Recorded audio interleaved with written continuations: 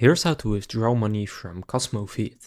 Step number 1 is to log into your CosmoFeed account and click on the Settlements tab in the left. Then you will see 3 sections: Total Settlement Due, Settlements Made, and Total Earnings. The due transactions will be under review. Now to withdraw, you need to ensure your KYC is completed. So click on Start KYC and add your primary bank account including your name, IFSC code, and bank proof, so that can be a cancelled check, bank statement, or a passbook. Then after verifying your details, your earnings will be automatically deposited into your verified bank account starting March 21st, 2020. Then after verifying your details, your earnings will be automatically deposited into your verified bank account.